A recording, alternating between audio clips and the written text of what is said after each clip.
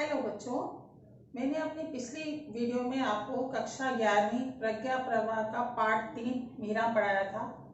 आज मैं उसके आपको प्रश्न उत्तर करवाऊंगी। प्रश्न नंबर 1, मीरा के काव्य की प्रमुख भाषा कौन सी है? तो मीरा के काव्य की प्रमुख भाषा राजस्थानी मिश्रित ब्रज भाषा है। प्रश्न नंबर 2, मीरा स्वयं को किसकी दासी बताती है? मीरा स्वयं को श्री कृष्ण की दासी बताती है। प्रश्न नंबर 3, सोना कुंदन कैसे बनता है? ये मैंने आपको समझाया भी था कि जब सोने को अग्नि में तपाया और गलाया जाता है तो वो खरा सोना बन जाता है, अर्थात कुंदन बन जाता है। प्रश्न नंबर 4, सास नंद ने मीरा को किस प्रकार तकलीफ दी? तो सास, मीरा की सास जो है वो मीरा से लड़ती रहती थी और उसकी नंद उनको चिढ़ाती रहती थी। इस प्रकार से वह मीरा को तकलीफ देती थी। प्रश्न नंबर 5, मीरा का जन्म कब और कहां हुआ था? तो मीरा का जन्म विक्रम संवत 1555 में कुड़की गांव में हुआ था। प्रश्न नंबर 6, मीरा के हृदय में कृष्ण भक्ति के संस्कार कहां से आए? यह मैंने आपको बताया भी था, मीरा की माता का शैशव काल में ही देहांत हो गया था और उनका पालन पोषण उनके पितामह राव दूदाजी ने किया था। तो ये संस्कार बचपन में शैशव काल में मां से और उनके राव दूदाजी से आए। प्रश्न नंबर 7, मतवाले काले बादल से मीरा को क्या निराशा हुई? वो एक पैराग्राफ भी था, मतवाले काले बादल आयो रे, हरि को संदेशो नहीं लायो रे। तो यहाँ पर वो मीरा यही बात कह रही है कि काले मतवाले बादल आए तो हैं, लेकिन उसके प्रवासी प्रियतम श्री कृष्ण के आने का संदेशा लेकर नहीं आए थे। प्रश्न नंबर 8, मीरा के अनुसार उसे पूर्व जन्म के दाय के रूप में क्या मिला? दाय होता है पसंद। तो मीरा के अनुसार वह पूर्व जन्म में श्री कृष्ण की प्रियतमा थी और इस जन्म में पसंद के रूप में श्री कृष्ण प्रेम का निर्वाह किया। मीरा क्या कह रही है? मीरा कह रही है कि पूर्व जन्म में वो श्री कृष्ण की प्रियतमा थी, तो इस जन्म में भी पसंद के रूप में उसने श्री कृष्ण के प्रेम का निर्वाह किया है। प्रश्न नंबर 9, भगवान ने किस भक्त के लिए नरसिंह का रूप धारण किया है? तो भगत कारण रूप धरहरी, ये मैंने आपको पढ़ाया है, तो उसी आधार पर बता रही हूँ कि भगवान ने अपने भक्त प्रहलाद को उसके अत्याचारी पिता हिरण्यकश्यप से बचाने के लिए नरसिंह रूप का धारण किया था। प्रश्न नंबर 10, द्रौपदी की लाज राखी तुरंत बढ़ायो चीर का आशय स्पष्ट कीजिए। यह महाभारत काल की कथा का वर्णन है इसमें कि जब कौरवों की सभा में दुशासन ने द्रौपदी का चीर हरण करके उसे निर्वस्त्र करके अपमानित करना चाहा, तो उसने भगवान श्री कृष्ण से प्रार्थना की। भगवान श्री कृष्ण ने उसके चीर को बढ़ा करके उसकी इज्जत की रक्षा की और उसका अपमानित होने से बचाया। प्रश्न नंबर 11, हरि तुम्हारो जन की पीड़ से क्या तात्पर्य? हरि तुम्हारो जन की पीड़ से तात्पर्य ये है कि मीरा श्री कृष्ण भगवान से प्रार्थना कर रही है कि आप मेरी रक्षा कीजिए, क्योंकि उसको राणा जी ने जहर का प्याला दिया था। उसकी सास उससे लड़ती थी, ननद उससे चिढ़ाती थी और उससे राणा जी क्रोध भी करते थे और कोई भी उसे भगवान श्री कृष्ण की भक्ति नहीं करने देता था। तो लोक लाज कुल मर्यादा का नाम पर उसको अपमानित किया जाता था। तो वो भगवान श्री कृष्ण से कह रही है कि मेरी जो है रक्षा करो, मेरी दुखों और कष्टों को दूर करो। प्रश्न नंबर 12, हेरी मैं तो दर्द दीवानी होई, मेरा दर्द न जाने कोई। इस पंक्ति में मीरा किस दर्द की बात कर रही है? इस पंक्ति में मीरा श्री कृष्ण से न मिलने के दर्द का वर्णन कर रही है। क्यों कह रही है कि वो श्री कृष्ण के विरह में पागल हो गई है, बावली हो गई है, कि श्री कृष्ण से मिलना इस प्रकार से है जैसे सूली पर बनी हुई शैया पर सोना, गगन मंडल में बनी हुई शैया तक पहुंचना जिस प्रकार कठिन है, और उसके घायल की परेशानी जो है वही व्यक्ति जान सकता है जिसको घाव हुआ हो। तो वो कह रही है कि मेरा जो घाव है वो भगवान श्री कृष्ण ही दूर कर सकते हैं, क्योंकि मुझे ऐसे ही वैद्य की जरूरत है।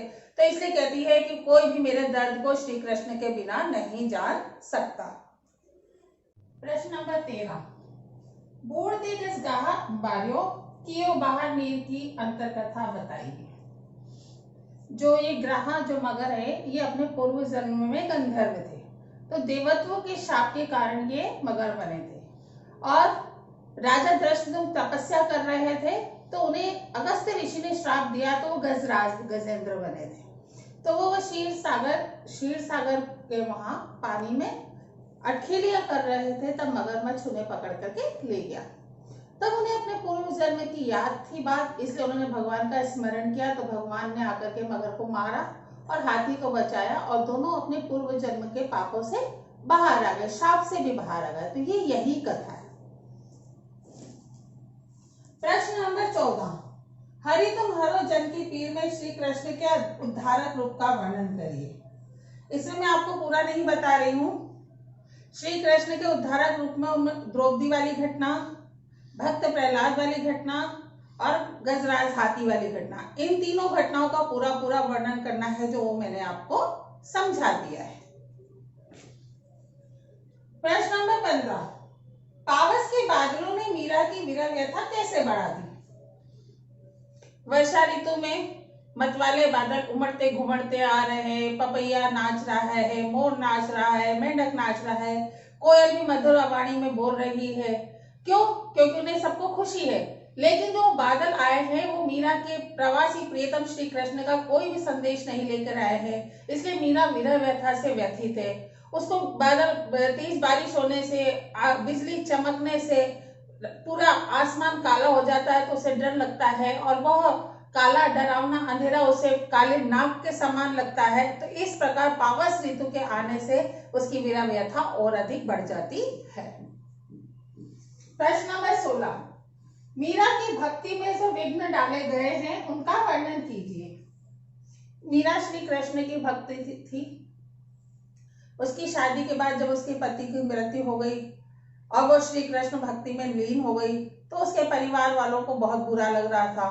तो राणा जी ने उसे मारने के लिए जहर का भी प्याला दिया पीने के लिए। उसकी सास उससे लड़ती रहती थी, नंद उसे चिढ़ाती थी और क्रोध के कारण राणा जी उसके चौकी बैठा दी, उसको पहरेदारी में बिठा करके ताला लगा दिया।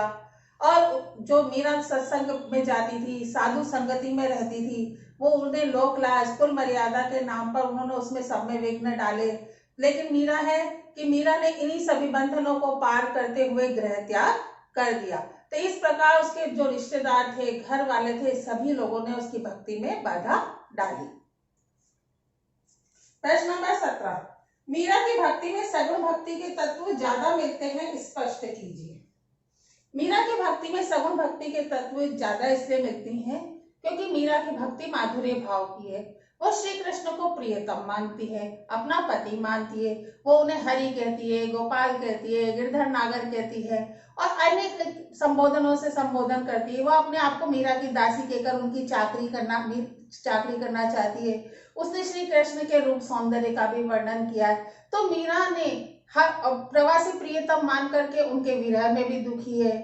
उसके प्रियतम उससे दूर गए हैं, इसका भी वो वर्णन कर रही है। तो इस प्रकार जो शाश्वत जिंदगी में जो घटनाएं घटती हैं, उन्हीं सभी घटनाओं को मीरा ने अपनी जिंदगी में इस तरह उतार करके बताया है कि ऐसा लगता है जैसे श्री कृष्ण सगुण रूप में उसके सामने उपस्थित हों। मीरा का वैवाहिक जीवन किस प्रकार का था। प्रश्न नंबर 18, मीरा का वैवाहिक जीवन किस प्रकार का था। मीरा जब छोटी थी तभी उसकी माताजी का देहांत हो गया था, इसलिए उसके दादाजी राव दुदाजी ने उसका पालन पोषण किया और उसकी शादी कर दी। लेकिन उनका वैवाहिक जीवन अत्यंत ही कष्टदायक था, क्योंकि शादी के कुछ वर्षों पश्चात ही राजा भोजराज का आकस्मिक निधन हो गया और उनके ससुराल वाले जो है वो उन्हें परेशान कर रहे थे। और इनके जो दादाजी हैं, पिता रत्नसेन हैं, कुछ समय पश्चात इनका भी निधन हो गया। ससुराल में उनके रिश्तेदार जो है वो उन्हें किस तरीके से परेशान करते थे, किस तरीके से जो सांसारिक मर्यादाओं, कुल की मर्यादा, समाज की मर्यादा, वैवाहिक बंधन, समाज के बंधन, परंपराएं, रीति रिवाज, ये सब चीजें उन्होंने इस तरीके से मीरा को बंधन में डालने का प्रयास किया। तो इन बंधनों, इन प्रयासों और इन परंपराओं के कारण मीरा जो अपने वैवाहिक जीवन को किसी भी तरीके से सुख से व्यतीत नहीं कर पाई, इसीलिए उन्होंने श्री कृष्ण की भक्ति के कारण साधु संगतियों में रहने के बारे में सोचा और उन्होंने गृह त्याग कर दिया।